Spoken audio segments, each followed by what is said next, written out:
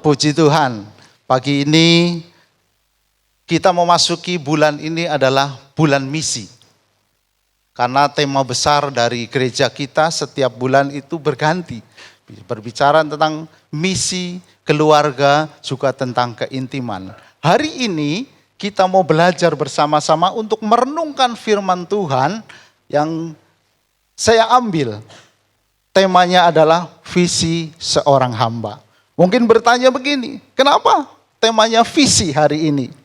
Karena setiap kita, setiap orang, setiap hamba Tuhan yang tidak memiliki visi, maka pelayanannya akan menjadi sia-sia. Karena apa yang dikerjakan tidak ada tujuannya. Bahkan hidup ini juga ketika kita tidak memiliki visi, kita tidak tahu arah yang kita tuju. Makanya pagi hari ini kita mau belajar bersama-sama tentang bagaimana kita mendapatkan visi yang dari Tuhan. Karena visi, ketika kita berbicara visi, tidak berlandaskan kepada Tuhan, jelas kita tidak akan sampai kepada tujuan Allah yang telah menciptakan setiap kehidupan kita. Visi Tuhan itu diberikan secara universal, artinya bahwa setiap orang Tuhan berikan visinya. Kapan Tuhan berikan visi itu? Ketika kita lahir baru. Kita mungkin boleh bertanya kepada diri kita masing-masing, kapan kita lahir baru? Sejak itulah Tuhan memberikan visinya kepada kita. Tetapi yang jadi pertanyaan buat setiap kita, sadarkah kita bahwa Tuhan telah menaruh visi dalam setiap hidup kita? Atau kita tidak tahu bahwa Tuhan menaruh visi dalam kehidupan kita? Tentunya bahwa visi yang Tuhan berikan itu secara menyeluruh. Mungkin bagi saya Tuhan pilih bahwa visi ketika saya bertobat, ketika lahir baru, kamu melayani aku dan menjadi hamba Tuhan. Tujuannya satu, saya menjadi pemberita Injil. Bagi siapa? Pertama bagi keluarga saya. Kedua bagi siapa? Bagi semua orang yang kita temui. Itu visi secara khusus buat hidup kita.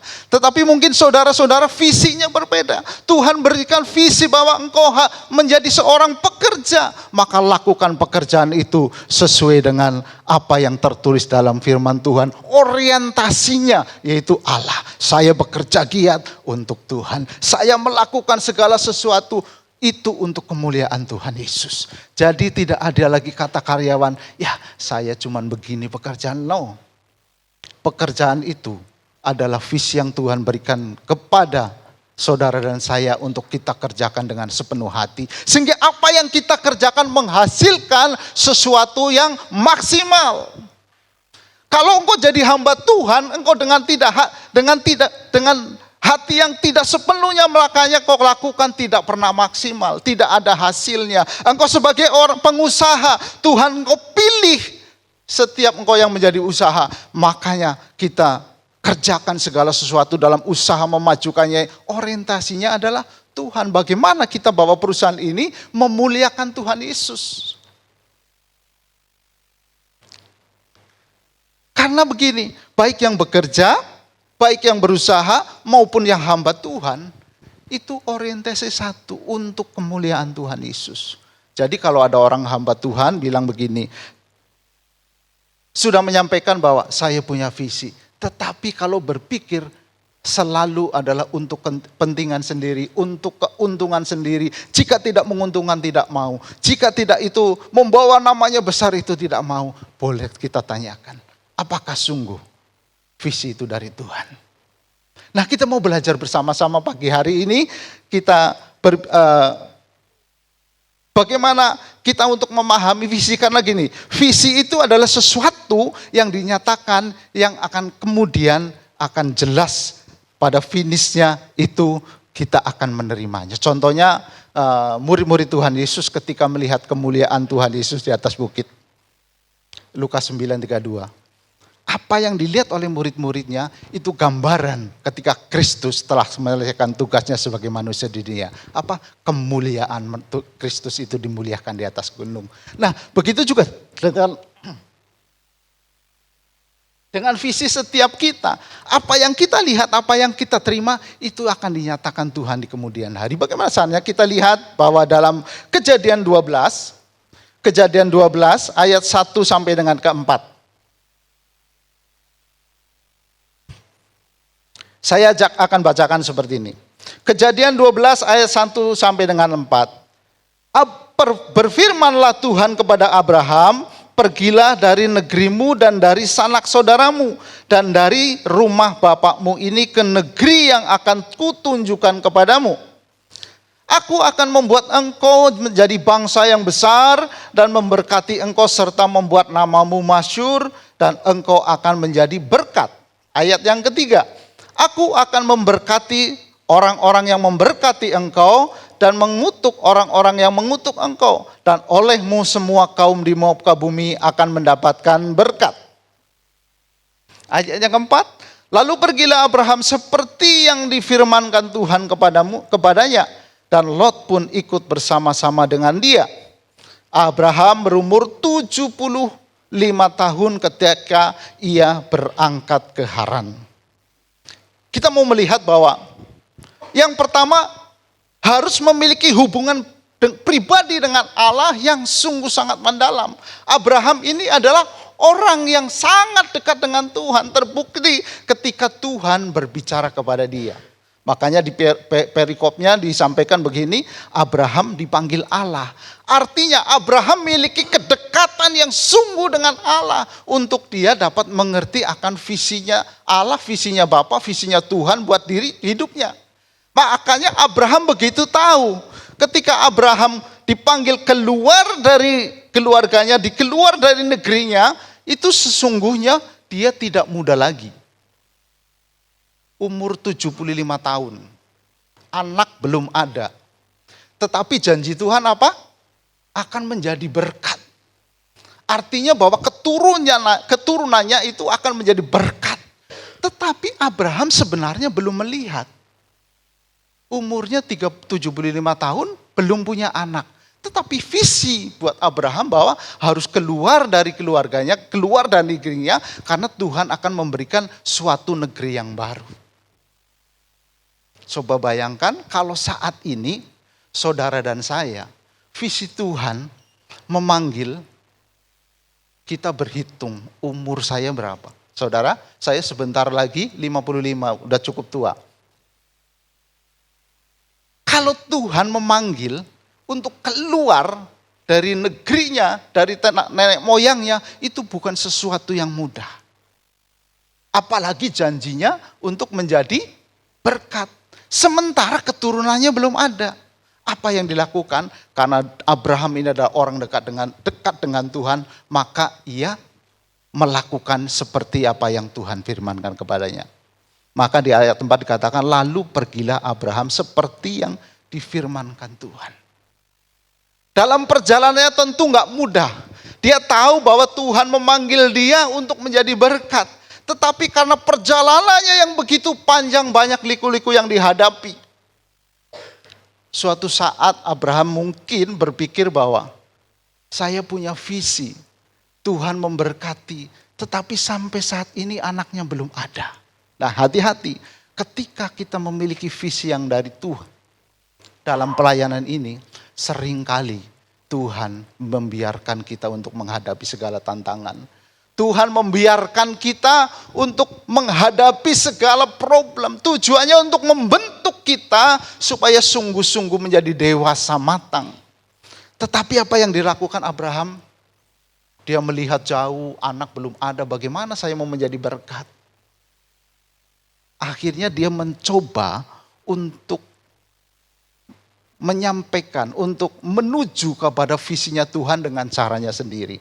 Ingat, Abraham melakukan visinya sendiri, yaitu mengambil Hagar. Betul, lahirlah Ismail. Sampai hari ini tidak pernah selesai. Sampai hari ini tidak pernah selesai dan Tuhan tidak berkenan akan hal itu. Jadi sebagai hamba-hamba Tuhan, sebagai anak-anak Tuhan, ketika Tuhan sudah memberikan visi itu, apapun yang terjadi, pegang teguh. Jangan pernah berpikir bahwa saya akan melakukan dengan cara saya. Mungkin karena saat ini zamannya maju.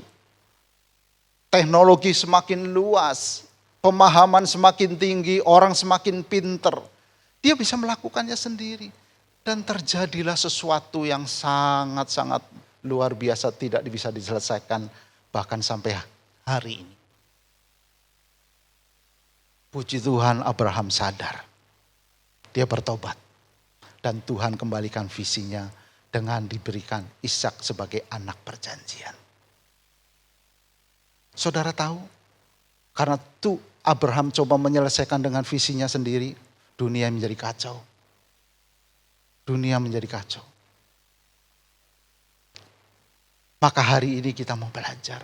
Ketika kita sudah sungguh-sungguh dengar Tuhan dan kita tahu bahwa Tuhan memberikan visi itu atas setiap kita, maka kita harus berjalan sesuai apa yang Tuhan nyatakan, Tuhan pimpin buat setiap kehidupan kita. Jangan pernah kita mencari caranya sendiri. Kalau kita mencari caranya sendiri, Tuhan kadang-kadang membiarkan, tetapi resiko pun tanggung sendiri. Resikonya Abraham apa? Jadi kacau. Nggak bisa disatukan. Betul itu anaknya sendiri tapi dari ibu yang berbeda. Mungkin saudara berpikir gini, masa iya? Tapi pada zamannya Abraham itu hal biasa. Orang memiliki lebih dari satu istrinya. Kalau hari ini Tuhan Yesus sudah nyatakan apa yang disatukan Allah tidak boleh diceraikan oleh manusia. Artinya hanya satu pilihan buat setiap kehidupan kita. Dan saya percaya ketika Abraham bertobat maka Tuhan mulai memulihkan. Makanya dari Ishaklah dia sungguh-sungguh menjadi berkat bagi seluruh dunia ini. Yang kedua bahwa kita belajar dari Yusuf. Kalau Abraham adalah orang yang dekat dengan Tuhan, tetapi satu saat dalam perjalanan untuk mencapai visinya, untuk menyelesaikan visinya Tuhan itu menjalaninya dengan caranya sendiri, walaupun akhirnya bertobat, maka hari ini kita belajar dari Yusuf dalam Kejadian 37 ayat 7. Ayat 7 ayat 9. Tampaklah kita sedang di ladang mengikat berkas-berkas gandum, lalu bangkitlah berkasku dan tegak berdiri kemudian datanglah berkas-berkas kamu sekalian mengelilingi aku dan sujud menyembah kepada berkasku itu. Ayat 9. Lalu ia mimpi pula mimpi yang lain yang diceritakan kepada saudara-saudaranya, katanya, aku bermimpi pula tampaklah matahari, bulan dan 11 bintang sujud menyembah kepadaku. Dan visi Tuhan yang diberikan kepada Yusuf itu berbeda. Kapan Yusuf diberikan visi itu? Yaitu ketika tidur. Jadi Tuhan ketika memberikan visi kepada kita ya caranya Tuhan. Maunya Tuhan seperti apa? Kita tinggal mengikuti saja. Ketika diberikan kepada Yusuf. Itu melalui mimpinya dalam waktu tidur. Jadi ada matahari, bulan dan 11 bintang yang menyembah kepada Yusuf, dan kemudian ada berkas-berkas gandum. Berkas-berkas gandum yang lain itu sujud menyembah kepada Yusuf. Yusuf tahu betul bahwa berkas gandum itu berbicara ada pertolongan Allah kepada bangsanya, pertolongan Allah kepada Yusuf dan kaum keluarganya dan bangsa yang besar ketika menghadapi kelaparan. Apakah Yusuf tahu waktu masih muda itu? Dia tahu harus menjadi juru selamat bagi keluarganya. Makanya perjalanan Yusuf walaupun banyak yang dihadapi, dijual jadi budak, disiksa, harus bekerja, tetapi Yusuf melakukan segala sesuatunya yang terbaik. Ketika dia harus bekerja, dia bekerja yang terbaik. Makanya dia menjadi orang yang dipercaya untuk mengelola seisi istananya. Kenapa Yusuf lakukan itu? Karena Yusuf begitu dekatnya dengan Tuhan dan dia tahu fokusnya, visinya yaitu menjadi penyelamat bagi bangsanya, bagi keluarganya ketika terjadi kelaparan. Yusuf selalu berfokus kepada Tuhan. Makanya ketika digoda tidak tergoda.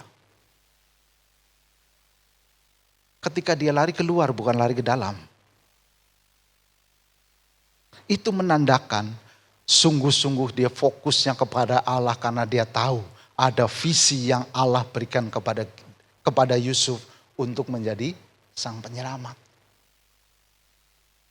Makanya di dalam Kejadian 50 dikatakan, memang kamu telah mereka-rekakan yang jahat terhadap aku, tetapi Allah telah mereka-rekanya untuk yang baik dengan maksud melakukan seperti yang terjadi sekarang ini, yakni memelihara hidup suatu bangsa yang besar.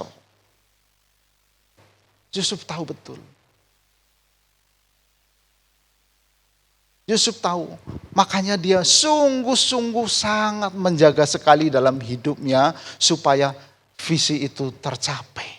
Walaupun perjalanan kalau lihat dari muda sampai kepada usia dewasa baru dinyatakan Allah kepada Yusuf.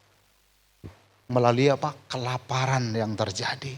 Maka keluarganya datang, bangsanya yang besar pun datang untuk diselamatkan, dan sampai hari ini adalah keturunan-keturunannya. Artinya dari Abraham, Yusuf sampai sekarang itu karena ada janji Allah bahwa Abraham menjadi berkat bagi bangsa-bangsa. Dan berkatnya itu kita terima sampai pada saat ini. Mungkin ini adalah berbicara tentang bagaimana orang yang dekat dengan Tuhan yang memiliki visi di dalam perjanjian lama. Di perjanjian baru bagaimana Pak? Perjanjian baru, Tuhan Yesus sudah menunjukkan ketika menjadi manusia memiliki visi yang jelas buat setiap kehidupan kita. Karena dalam Lukas 19 ayat 10 dikatakan begini, sebab anak manusia datang untuk mencari dan menyelamatkan yang hilang. Kalau bahasa Indonesia sehari-hari, untuk menyelamatkan yang tersesat. Artinya begini, anak Tuhan pun yang tersesat harus kita selamatkan. Apalagi lah yang terhilang. Jadi tujuan Yesus ketika menjadi manusia, dia menunjukkan bagaimana supaya kita bisa mengikutinya, cara hidupnya, cara melayaninya. Karena dia tahu memiliki visi dari Bapa untuk menjadi penyelamat dunia ini, menjadi penyelamat saudara dan saya. Dengan cara datang sebagai manusia. Dan kalau kita lihat dari visinya Tuhan Yesus itu memiliki dua bagian. Visi jangka pendek dan visi jangka panjang. Ini lebih jelas lagi. Mungkin kita kalau belajar dari Abraham, dari Yusuf, kita nggak melihat itu. Tetapi Tuhan Yesus tunjukkan kepada kita bagaimana dia memiliki visi yang sungguh sangat jelas, yaitu jangka pendek dan jangka panjang. Jangka pendeknya ditulis dalam Matius 16 ayat 21. Sejak waktu itu Yesus mulai menyatakan kepada murid-muridnya bahwa ia harus pergi ke Yerusalem dan menanggung banyak penderitaan dari pihak tua-tua, imam-imam kepala dan ahli-ahli Taurat, lalu dibunuh dan dibangkitkan pada hari ketiga. Jadi visinya Tuhan Yesus ketika datang ke dunia sebagai manusia itu menderita, mati disalib dan bangkit pada hari ketiga. Yang itu apa? Menunjukkan bahwa dia datang untuk menebus dosa setiap orang, saudara dan saya.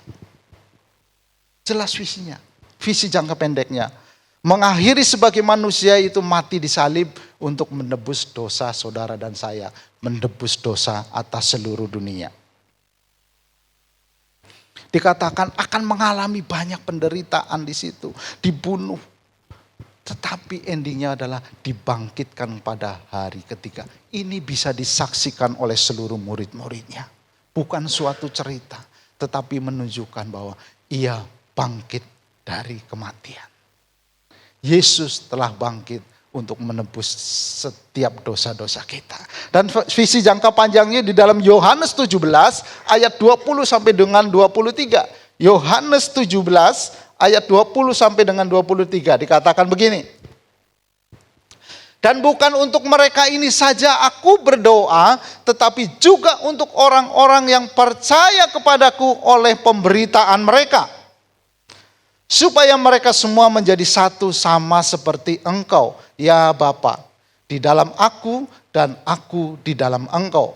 agar mereka juga di dalam kita, supaya dunia percaya bahwa Engkaulah yang telah mengutus aku. Ayat ke-22. Dan aku telah memberikan kepada mereka kemuliaan yang Engkau berikan kepadaku, supaya mereka menjadi satu sama seperti kita adalah satu.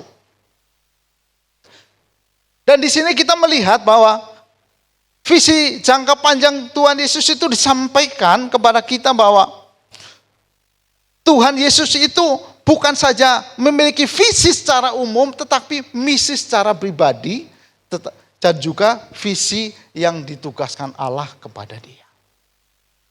Visi secara pribadi sehingga dia hidupnya itu selama hidupnya dia fokus untuk menyelesaikan tugas Bapa. Makanya ada lagu yang dikatakan,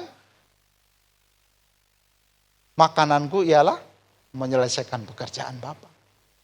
Itu visi secara luas untuk umat Tuhan, yaitu seluruh dunia dimenangkan bagi kerajaannya. Ini sungguh sangat luar biasa. Memberikan contoh kepada kita ketika kita melayani, ketika kita bekerja, kita punya usaha. Itu kita memiliki visi yang jelas, yaitu orientasinya, fokusnya kepada Allah untuk kemuliaan Allah. Bukan untuk kepentingan diri sendiri, bukan untuk pribadi kita, tapi kepada Allah. Jadi untuk mendapatkan visi itu apa? Dekat dengan Allah, supaya kita tahu, kita mendengar apa yang Tuhan sampaikan kepada saudara dan saya.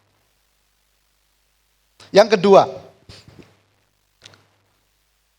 dalam Amsal 29 ayat 18a dikatakan begini, bila tidak ada wahyu menjadi liarlah rakyat. Artinya bahwa visi itu diberikan melalui wahyu, melalui firman kepada kita, untuk kita menemukan visi yang sudah Tuhan berikan atas setiap kehidupan kita.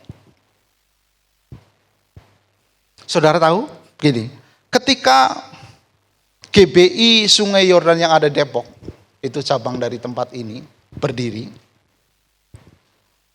Pak Gembala bersama dengan saya, Pak Johanis, Daniel Darmawan, itu suatu hari ketemu begini, bahwa di Depok banyak sekali jemaat yang tidak memiliki tempat untuk beribadah, bahkan tidak ada gembalanya. Mereka itu tidak ada pemimpinnya. Dan ketika kita mendengar itu, saya bersama Pak Gembala dan kawan-kawan, ketika kita di kampus, setiap hari ketika kita sebelum kuliah kita bertemu untuk ngobrol. Kita menyatukan bahwa ada visi yang Tuhan berikan kepada kita untuk melayani jemaat-jemaat di sana.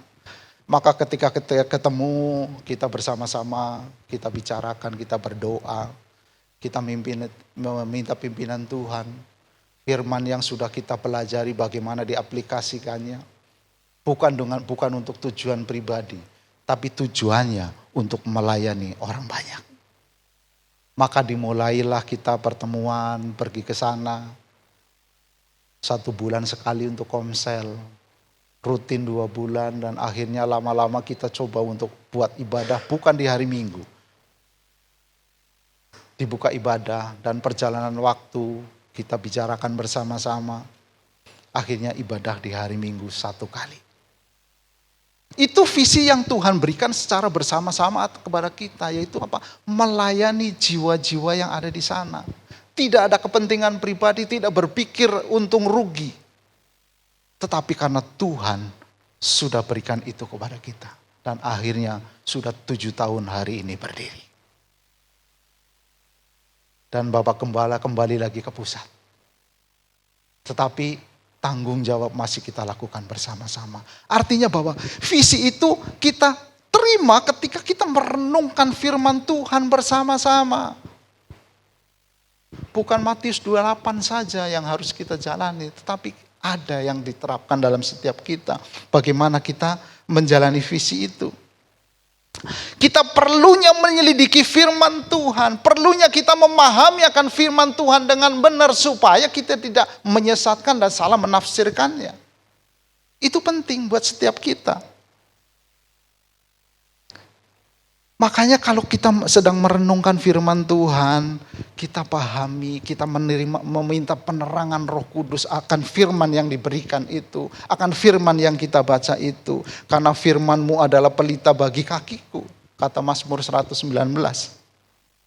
Supaya kita tidak sesat. Dikatakan di sini bahwa Amsal 29:18, bila tidak ada wahyu menjadi liarlah rakyat. Bahkan dalam Hosea 4 ayat 6 dikatakan mereka hancur karena tidak mengenal Allah. Jadi perlu ada firman. Kalau kita dekat dengan Allah, berarti kita harus dekat dengan firman. Karena firman ini adalah Allah sendiri yang berbicara kepada setiap kehidupan kita. Firman ini adalah firman Allah yang disampaikan kepada para nabinya, kepada hamba-hambanya yang mendahului bapak-bapak gereja untuk menuliskan ini. Murid Tuhan Yesus yang menuliskan di sini. Jangan berpikir Tuhan nggak pernah bicara karena kita tidak membaca firman Tuhan. Tetapi ketika kita membaca firman Tuhan, ini adalah Tuhan sedang berbicara kepada saudara dan saya. Kalau kita berpikir bahwa visi itu yang bukan dari Tuhan, apalagi firman itu tidak ada dalam kehidupan kita, tidak ada di dalam hati kita, maka kita menjadi orang-orang yang selalu berpikir mencari keuntungan diri sendiri. Tidak bertanggung jawab. Melayani berpikir, apakah menguntungkan saya? Bekerja apakah berpikir, kalau tidak menguntungkan tidak saya kerjakan. Enggak maksimal, tidak menunjukkan bahwa engkau adalah orang-orang yang mengenal Allah. Apalagi ketika kita berusaha. Kita tidak mewakili Allah dalam dunia ini. Seharusnya kita adalah menjadi wakil Allah dalam dunia ini untuk berbicara. Bukan hanya berbicara, tapi dilihat ada firman di dalam hidup kita yang dapat dibaca oleh semua orang. Makanya ketika kita merenungkan firman Tuhan itu butuh yang namanya hikmat. Butuh namanya hikmat karena seringkali ketika kita membaca firman Tuhan, merenungkan itu nggak tahu apa sih Tuhan maksudnya. Kita perlu hikmat, perlu pimpinan Roh Kudus dalam kehidupan kita. Hikmat yang mana? Hikmat Allah, bukan hikmat dunia. Kita buka dalam 1 Korintus 2 ayat 6 sampai dengan 16. Ini Paulus menyampaikan berbicara tentang hikmat yang benar itu yang di mana? 1 Korintus 2 ayat 6 sampai 16. Kita baca sama-sama ya.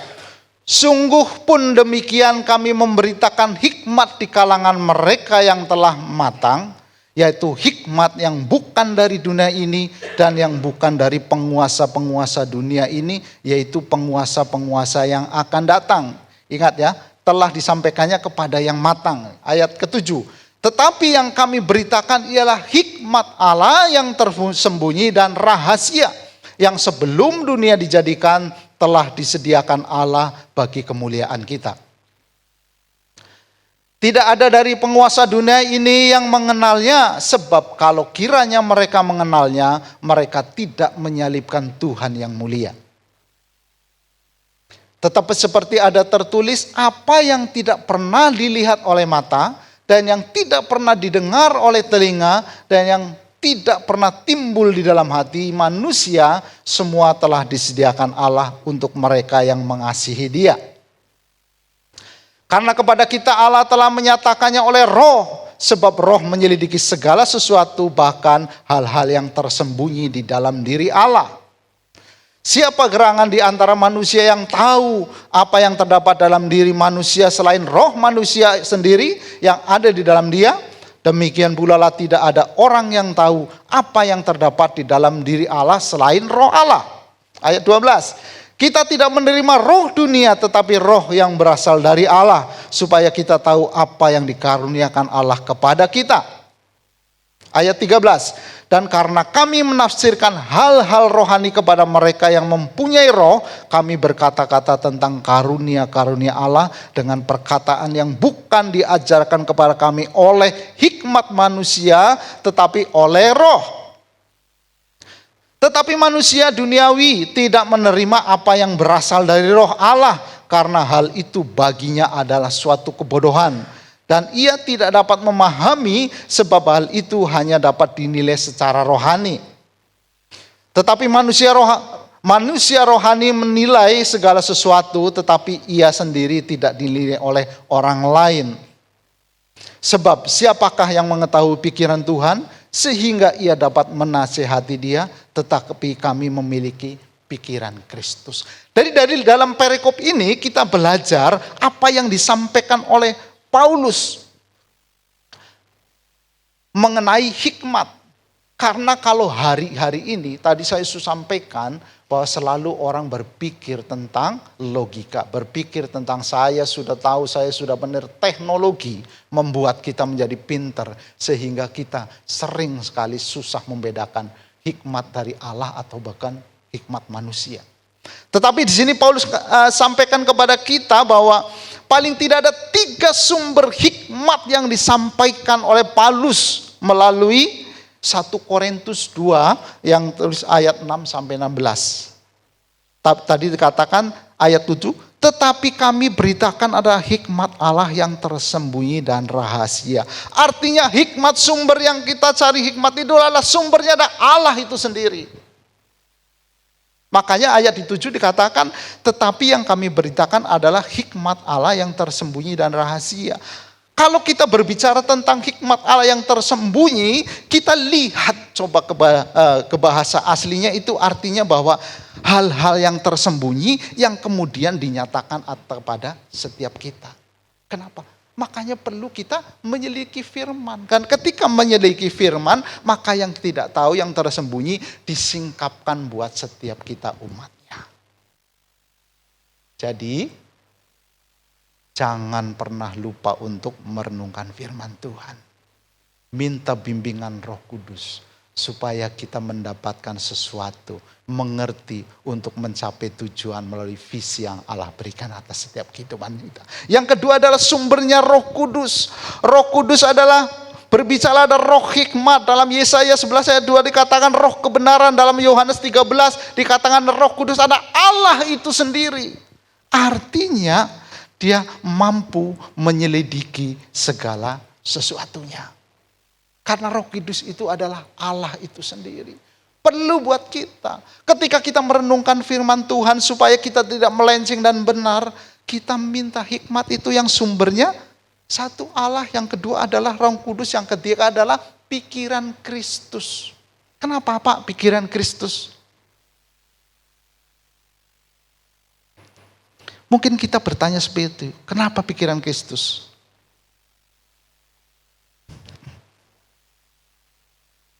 Karena hanya di dalam Dia ada sesungguhnya suatu yang murni datangnya daripada Allah. Pikiran Kristus artinya gini, bertindak, berpikir, berperilaku sesuai dengan firman Allah. Kita berfokus kepada Bapa, kita meminta pimpinan Roh Kudus, tetapi kita menggunakan juga pikiran Kristus ketika menyelidiki sehingga segala sesuatu apakah sesuai dengan yang Tuhan kehendaki dalam kehidupan kita. Sehingga gini, orang yang seringkali merenungkan firman Tuhan, orang yang mencintai akan firman Tuhan bisa dilihat cara bertindaknya. Bisa dilihat cara memimpin usahanya, bisa dilihat cara bekerjanya bagi karyawan, bisa dilihat cara melayaninya bagi hamba-hamba Tuhan. Disitulah letak bahwa kita ada orang-orang yang memiliki pikiran Kristus, selalu berbadan kepada Kristus, selalu berbadan kepada Bapa, hingga selalu bertanya dalam diri, sudah berkenankah aku di hadapanmu ya Bapa? Sehingga kalau berdoa begini, Tuhan selidiki aku, jika ada hal yang tidak berkenan, tegurlah aku. Saya kalau berdoa dengan istri sampaikan itu. Jadi seringkali dihajar oleh Allah.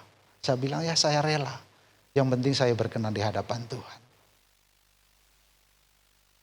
Atau saudara takut, saya takut dihajar. Tidak akan pernah dewasa. Tetapi kalau percaya, ketika kita minta Tuhan selidiki, tegur bila kita bersalah, maka kita hari demi hari akan diperbaiki. Semakin berkenan di hadapan Tuhan. Kapan Pak mulai doa seperti sudah sangat lama? Jadi kalau dihajar babak belur, puji Tuhan, berarti saya salah di sini, saya akan perbaiki. Salah di sini, saya akan perbaiki. Karena apa? Saya tahu firman Tuhan ini yang menuntun setiap kehidupan kita. Dan kalau tidak kita jalani, maka visi kita menjadi gagal. Mungkin saya tidak akan menyelesaikan visi itu.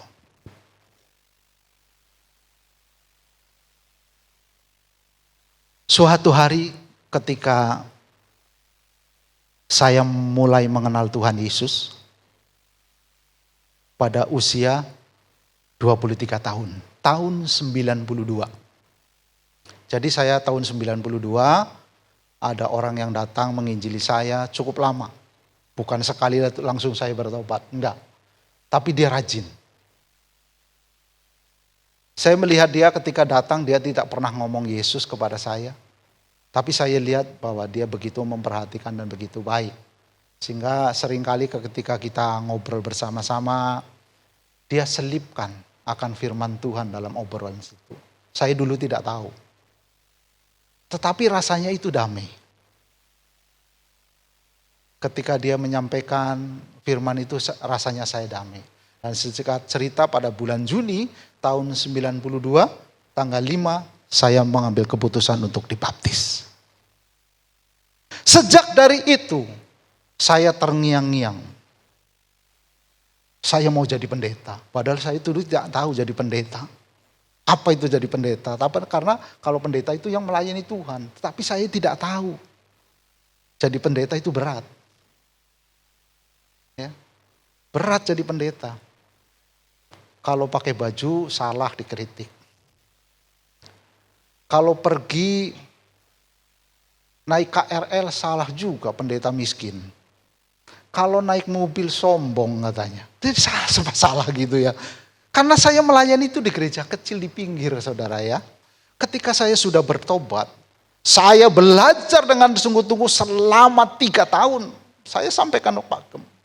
Ketika saya bertobat tahun 92, karena saya tidak mengerti maksud firman yang benar. Dan karena sang penginjil itu menyampaikan kepada saya bahwa kita harus memahami firman. Saya belajar firman Tuhan selama 3 tahun. Walaupun itu adalah non gelar tetapi sertifikat. Jadi tidak ada titelnya. Sampai benar-benar saya mau supaya saya tidak salah ketika saya memberitakan Injil. Supaya ketika saya menyampaikan keselamatan yang sungguh sudah saya terima ini yang saya banggakan. Saya menyampaikan gak salah. Jadi saya tidak todong orang, kamu terima Tuhan Yesus. Kalau enggak kau mati masuk surga. Enggak bakalan diterima. Enggak ada orang yang mau dengar seperti itu. Saya belajar. Saya belajar supaya punya hikmat bagaimana menyampaikan firman itu kepada setiap orang yang kita temui. Visinya yang khusus apa? Selamatkan keluargamu. Itu menjadi visi saya. Dari tahun 92 sampai umur 26 tahun. Apakah saya punya kesempatan untuk menyampaikan Injil kepada keluarga saya? Nggak ada. Mau pulang aja nggak bisa. Mau pulang aja ditolak, gimana saya mau menyampaikannya? Tapi Tuhan berikan hikmat kepada kita. Saya tetap berdoa, minta Roh Kudus jamah keluarga saya. Dan sampai akhirnya perjalanan panjang. Dan saya suka sekali mempelajari firman Tuhan ini dari berbagai hal. Tentunya dari sumber-sumber yang bertanggung jawab. Yang bisa dipertanggungjawabkan. Karena banyak juga yang tidak bisa dipertanggungjawabkan. Artinya apa? Saya memperlengkapi diri supaya memiliki firman Tuhan yang bersumber kepada Allah dalam pimpinan Roh Kudus. Dan memiliki pikiran Kristus itu. Dan mulai dari situ saya mulai ikut melayani, belajar melayani. Ya, saudara, saya suatu saat saya melayani kaum yang terbuang tidak dianggap. Kenapa seperti itu? Kalau siang laki-laki, kalau malam jadi perempuan. Saudara nggak mudah, melayani itu nggak mudah. Bahkan dari sekian banyak yang kita layani, saya nggak lihat ada yang bertobat. Bertahun-tahun saudara. Tapi hari ini saya nggak tahu. Seperti katakan Apolos menanam, ada yang menyiram, ada yang menuai. Saya tidak tahu siapa yang menuai, tapi firman itu sudah saya sampaikan kepada mereka. Jadi perlu buat setiap kita bahwa kita itu memiliki penyelidiki firman Tuhan supaya sungguh tahu kita melayani pun kita jadi ada ilmu. Berilman dan berilmu. Jangan cuma beriman aja. Berimannya itu sudah mantap lah. Iman kepada Yesus Kristus. Tapi harus berilmu. Supaya apa? Kita tahu bagaimana ketika kita melayani terhadap orang-orang yang begitu sulitnya untuk dijangkau oleh kita. Visinya tentu ada visi secara umum. Kita bersama. Kita membangun jemaat GBI Sungai Yordan Depok. Visi secara umum lagi. Mungkin buat kita berbeda-beda. Visinya itu berbeda. Kalau kita visinya sebagai pengusaha, lakukanlah dengan pengusaha. Dengan terus bertambah. Dan menyelidiki firman Tuhan. Supaya usaha yang dilakukan sesuai dengan kehendak dan rencana Tuhan. Ketika kita bekerja, bekerjalah sesuai dengan firman Tuhan yang bertanggung jawab. Seperti Yusuf ketika bekerja, sehingga dapat dipercaya dan bertanggung jawab atas istana. Kenapa begitu? Karena tahu, dekat dengan Allah, selidiki firman, dan kita memiliki hikmat dari firman untuk kita lakukan. Saya nggak tahu, saudara itu umur berapa ketika bertobat di hadapan Allah. Dan visi apa yang sudah dicapai. Apakah tetap setia mengerjakan visi yang Tuhan sudah berikan itu? Atau jangan-jangan tidak punya visi.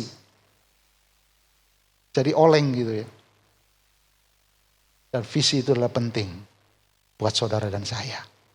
Baik-baik seorang hamba Tuhan, baik seorang pekerja, baik seorang aktivis, itu selalu harus ada visi dalam hidupnya.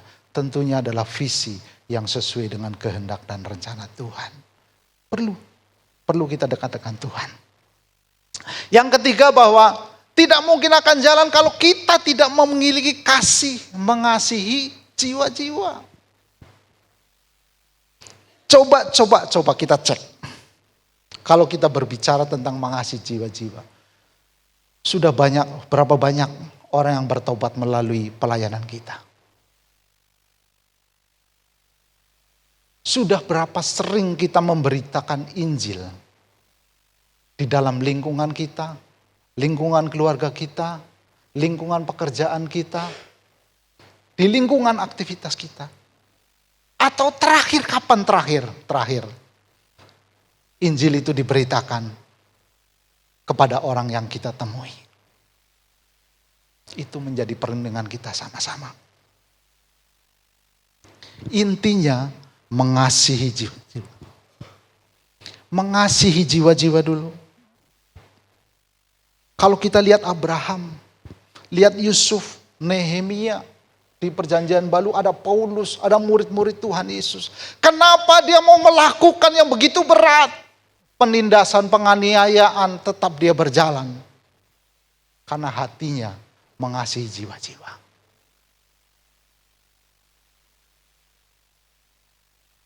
Hari ini mari kita bertanya, apakah hati saya masih mengasihi jiwa-jiwa yang terhilang? Apakah hati saya masih mengasihi jiwa-jiwa yang terhilang? Paulus mengajarkan kepada kita dalam Kisah Para Rasul 20 ayat 31.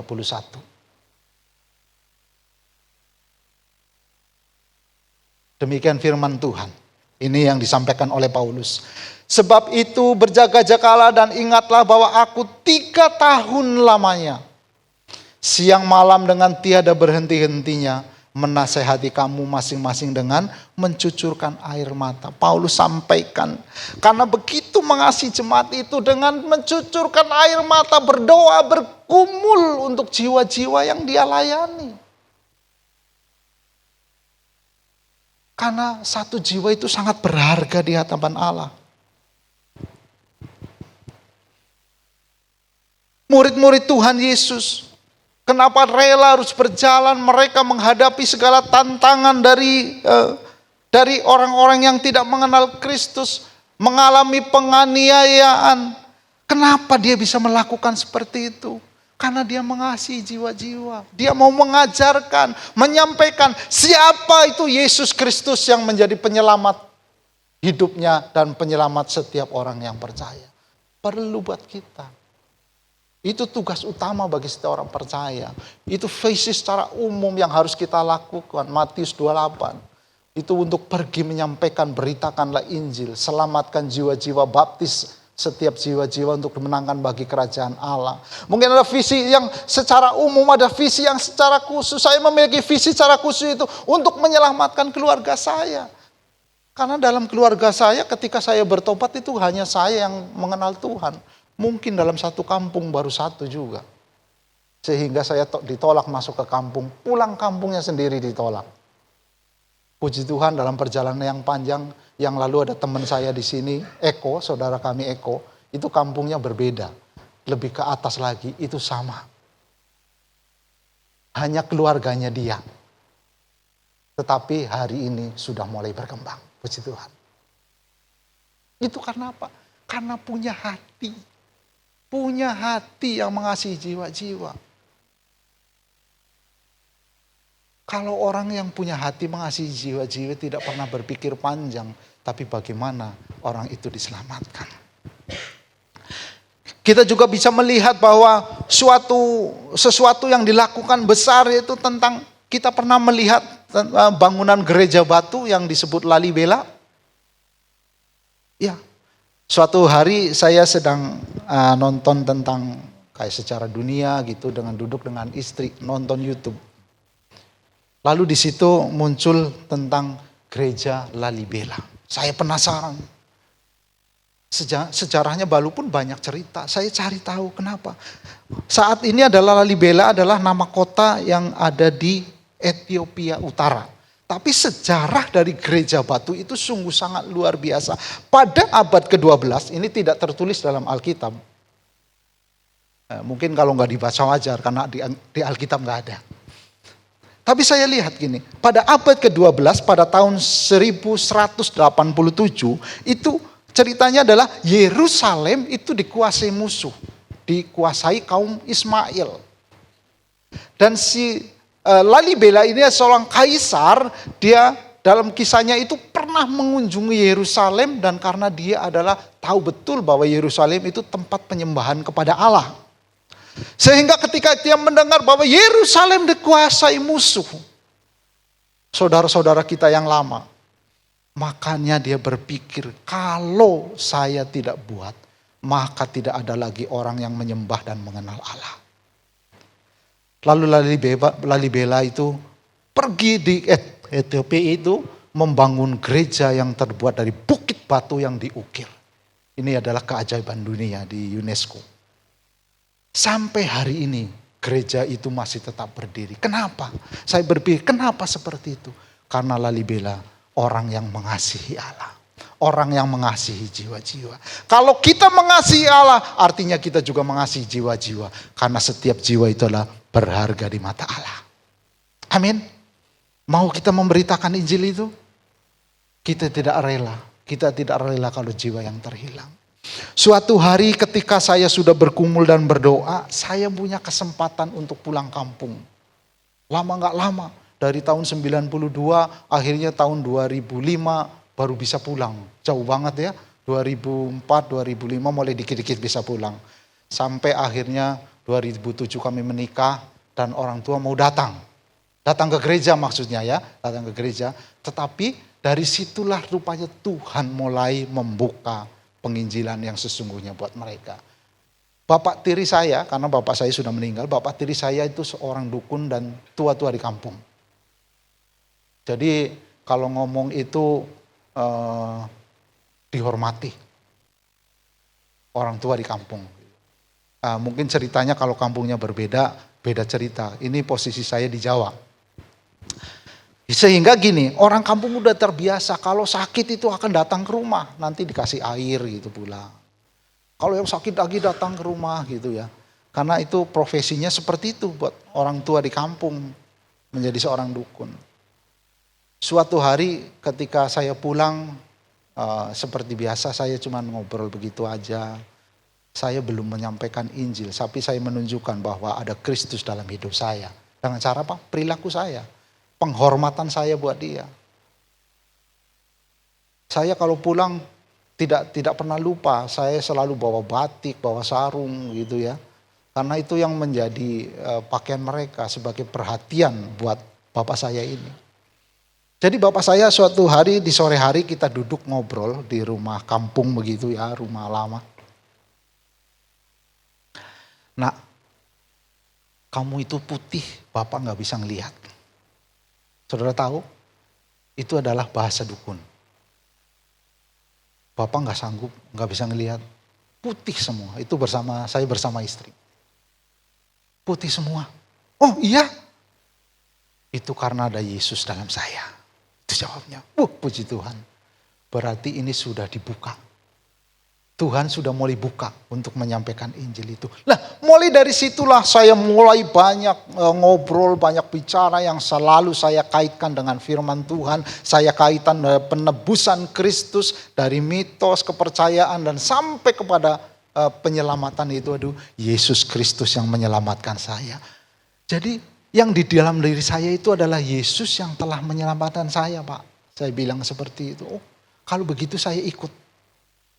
Saya ikut katanya begitu, walaupun mama saya belum bisa terima. Dia ikut, wah mulai dari situ, mulailah rajin kita pulang kampung. Untuk apa? Penginjil. Akhirnya lama-lama mama saya pun ikut juga. Dua-dua dimenangkan, adik-adik saya nggak terima, masih ngamuk-ngamuk saudara. Saya terima, ya itu memang konsekuensinya seperti itu ketika kita mengikut Tuhan. Kalau caci maki itu udah biasalah. Asal jangan main fisik, begitu kan. Bahkan mereka main yang di luar itu, tetapi saya sampaikan satu hal. Di luar Kristus tidak ada keselamatan. Dan akhirnya bapak saya sudah meninggal, tinggal ibu saya. Ibu saya akhirnya bertobat juga. Bahkan ketika setiap kali sakit, nak pulang mau sakit, so pulang tuh rame-rame sama istri buru-buru. Karena waktu itu ekonomi kurang baik, jadi kalau dikasih kabar begitu kita berpikir, wah gimana nih caranya nyari ongkos aja, nyari ongkos. Begitu dapat ongkos pulang. Kita doakan lagi sakit sembuh. Sudah koma. Sudah tidak berbicara beberapa hari. Kita sama-sama datang ke sana, kita doakan sore-sore, malam-malamnya duduk minta makan. Itu adik saya semua bengong. Akhirnya bilang begini ke istri saya, Mbak, doanya jangan cuma mama doang dong, saya juga mau. Wah luar biasa, disinilah Tuhan bekerja. Artinya ketika kita menyampaikan itu, kita pakai hikmat, belajar selidiki firman Tuhan supaya tahu bagaimana kita masuk. Enggak nodong langsung. Kalau enggak dipenggal sudah bagus ya kalau nodong langsung sampaikan begitu. Kita sampaikan. Dan puji Tuhan. Kedua orang tua saya hari ini sudah tiada. Tetapi mereka sudah mengenal Kristus. Saya tersampai. Visi saya sampai saudara ya. Visi sampai pada tujuan. Visi khusus. Itu telah sampai kepada tujuan. Apa? Karena saya mengasihi jiwa-jiwa. Bukan orang tua saya. Tetapi keluarga saya juga. Walaupun masih alot. Sampai saat ini masih alot. Tapi saya tetap bahwa berita keselamatan yang ada dalam Kristus itu sampai kepada mereka. Itu tanggung jawab saya ketika saya sudah menerima keselamatan. Itu panggilan saya. Mungkin panggilan saudara berbeda. Tetapi saudara yang tahu karena Tuhan yang menaruhnya kepada kita. Panggilan saudara juga ketika kita ada di dalam dunia marketplace itu berbeda lagi. Yang penting adalah visinya, orientasinya kepada Allah. Melalui mempelajari firman Tuhan, dekat dengan Tuhan, pelajari firman Tuhan. Supaya kita tidak salah dengan hikmat, iman dan ilmu. Itu penting buat setiap kita.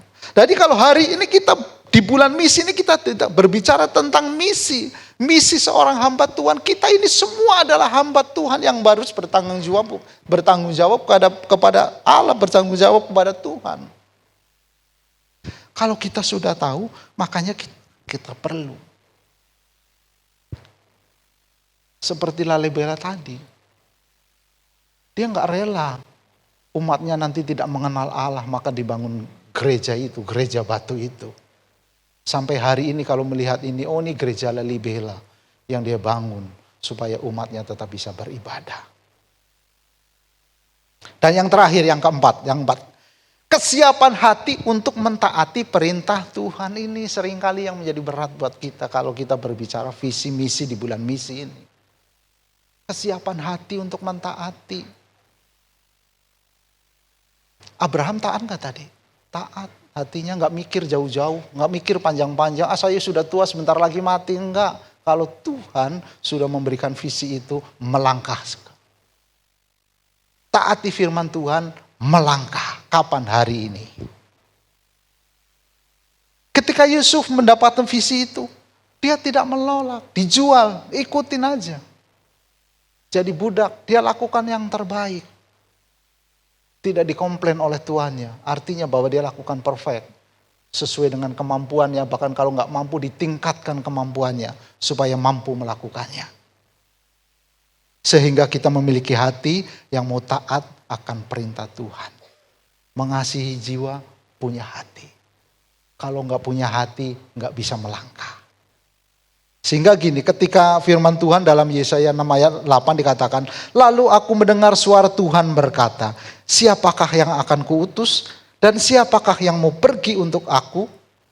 Maka sautku, ini aku, utuslah aku, bukan dia. Seringkali ayat ini suka diplesetkan, utuslah dia. Jadi suatu hari saya pernah masuk dalam sekolah penginjil, program 1 tahun ya. Di situ bagaimana diajarkan kepada kita supaya mengerti firman, mengerti melayani, dan menjadi pelayan Tuhan yang militan. Jadi ketika kita mendengar firman ini, utuslah, dia jawabnya no. Hari ini enggak seperti itu. Ketika Yesaya 6 ayat 8 dikatakan, lalu aku mendengar suara Tuhan berkata, siapakah yang akan kuutus dan siapakah yang mau pergi untuk aku? Maka sautku, ini aku, utuslah aku. Ini adalah bulan misi. Bulan misi tidak akan ada artinya apa-apa ketika kita tidak bertindak. Ketika kita memasuki bulan misi, artinya bahwa ini adalah bulan praktek apa yang sudah kita pelajari firman Tuhan. Kita praktekkan. Takut. Ingat, ada Roh Kudus yang menuntun kita memberikan hikmat. Oleh karena itu, pelajari firman Tuhan. Kita dekat dengan Tuhan itu bagus dan harus buat setiap kita. Ingat, kita menyelidiki firman itu wajib bagi setiap orang percaya.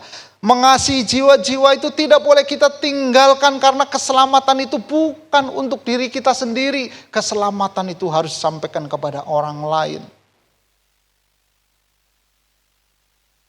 Dan setelah kita mendapatkan itu, makanya waktunya kita bergerak maju melangkah. Melaksanakan tugas misi yang Tuhan berikan atas kita. Saya nggak berani Pak, nggak punya waktu Pak, karena saya ini pekerja, pengusaha. Saudara dapat menopang dengan dana yang saudara dapatkan untuk para pelayan-pelayan misi. Karena dana yang diberikan itu akan dipakai para pelayan Tuhan untuk memberitakan Injil. Dan kita semua akan mendapatkan berkat yang dari Tuhan yang sama. Kita mendukung akan pelayanan misi, program yang sudah kita buat. Mari kita jalankan, kita lakukan. Hari ini jangan menunggu dan menunggu lagi. Karena kalau berbicara tentang visi, itu perlu sebuah ketekunan.